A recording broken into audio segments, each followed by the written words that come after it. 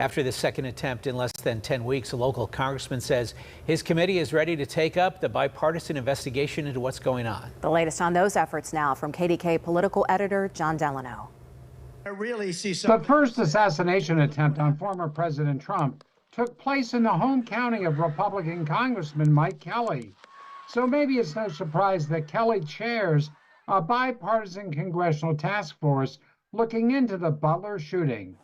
In the wake of the foiled attempt at Trump's Florida golf course, I asked, should your task force's jurisdiction be expanded to include this particular attempt? Well, you know, John, I did have a conversation with Speaker Johnson this morning.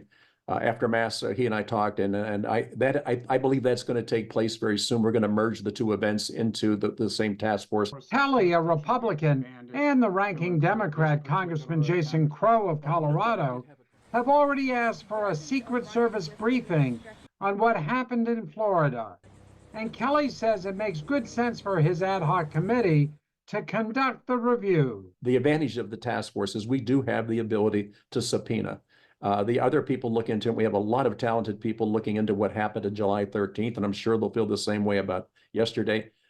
We are the only body that can subpoena, and I know these are difficult questions for people to answer.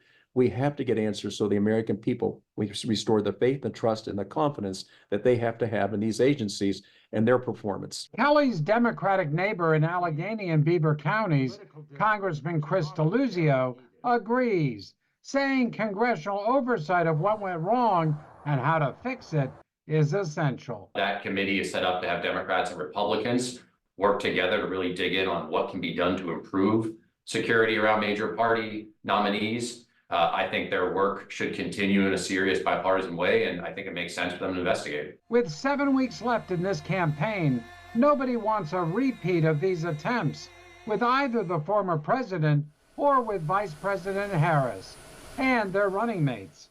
Both Kelly and Deluzio think more agents and resources are required at the Secret Service. Kelly's task force must act quickly. It is required to report its findings and recommendations by mid-December. John Delano, KDKA-TV News.